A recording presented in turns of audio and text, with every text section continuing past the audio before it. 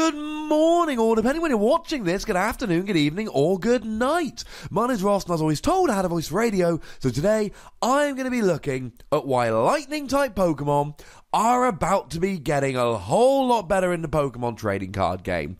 But I'm going to be looking specifically at Electrode. Electrode has been out since generations.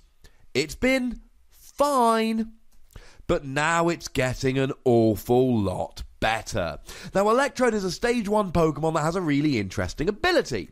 Once during your turn, you may knock out this Pokemon and attach it to one of your Lightning Pokemon as a special energy card. This card provides 2 Lightning Energy only while this card is attached to a Pokemon. Although, of course, I must mention that it did receive an errata, which means that even if the card says Lightning Pokemon, it actually will provide 2 Lightning Energy to any Pokemon to whom it is attached. And that, ladies and gentlemen, just got a whole lot more important. Now, you have to KO Electrode to do this, which means you give your opponent a prize. That's a little bit sad. Although not as sad as it used to be. But it gives you 2 energy. So let's take something like a Taboo Coco GX, for instance. Taboo Coco is a really fun Pokemon. Like the rest of the Lowland Guardians, it has no weakness.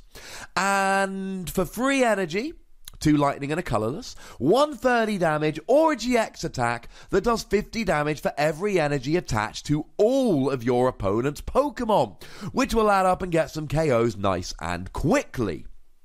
But here, of course, you get rid of an Electrode, you pop Electrode onto Taboo Coco, and then you attach 1 more energy, and you are ready to go. Now, of course, your opponent could always play something like an Enhanced Hammer to get rid of the Electrode. Then you've KO'd a Pokemon, given up a prize for very little. Not only that, of course, but Kartana is coming out in Crimson Invasion.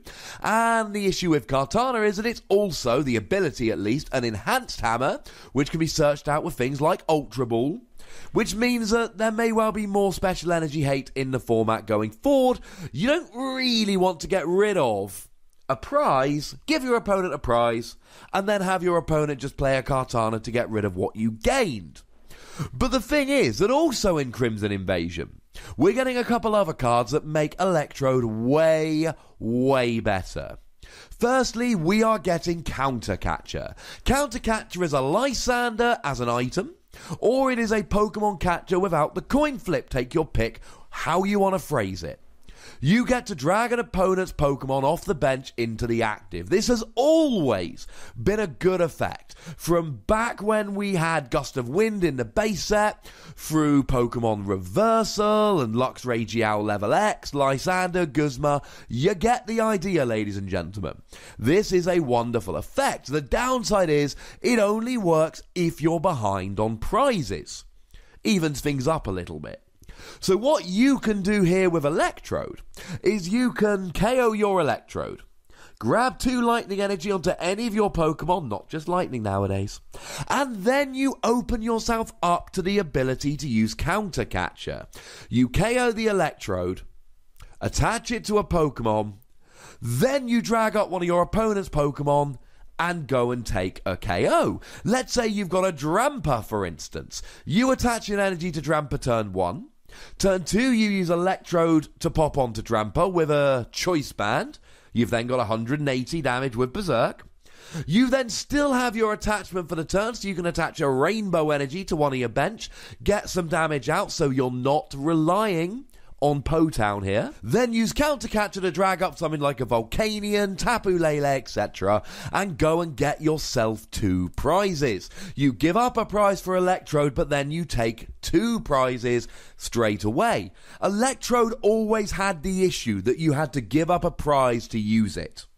But now you're giving up a prize, and in theory using Counter Catcher to take 2 prizes, although then I suppose you turn on Counter Catcher for your opponent, but let's ignore that for the moment. You're trading 1 prize for 2, and that sounds A-OK to me. It means you've got access to a Counter Catcher to take out that lone Curlier on your bench, so your opponent isn't going to be able to get a Gardevoir the following turn, etc. You can completely get rid of your opponent's setup here. That That is what makes it so good. The other card coming in Crimson Invasion, which is pretty gosh darn good, and as a side note, Crimson Invasion will be legal for the very first time on the Friday of the London International Championships on the Friday the 17th of November, and, you know, there's going to be a live stream. I'm going to be part of the commentary team, just putting it out there. Either go join in or follow it along on the internet at twitch.tv/PokemonTCG_EU. So, Counter Energy is coming in Crimson Invasion, and it provides 2 of any energy, any 2 energy you like. They don't have to be the same, just so long as you are behind on prizes.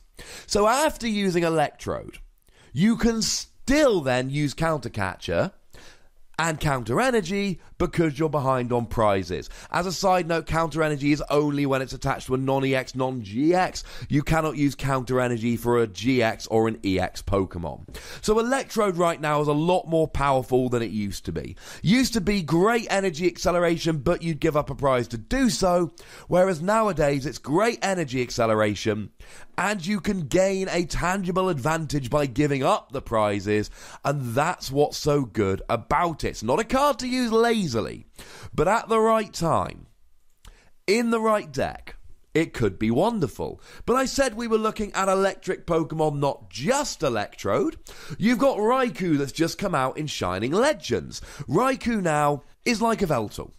It allows you to do 30 damage and attach a lightning energy from your discard to one of your benched Pokemon. So you can sit there in the active. Now Raikou, he really gives options. Because you can use Electrode, but you could use Raikou in much the same way as you use Electrode. And I think a lot of people are going to start doing that now in the Pokemon trading card game. What a lot of people are going to do is stick a starter Pokemon up. It doesn't have to be Raikou.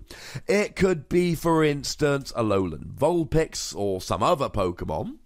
But what people are going to start doing is whacking it up in the active and just sitting there behind it. Sitting there, accelerating energy, doing 30 damage per turn. Then, once it gets KO'd, you have access to Counter Energy and Counter Catcher. So using it kind of like a slower Electrode, where you're accelerating lots of energy out of your discard, rather than just the 2 energy from the Electrode. I think it's a good idea, and I think it's one that a lot of people are going to be copying going forward, personally.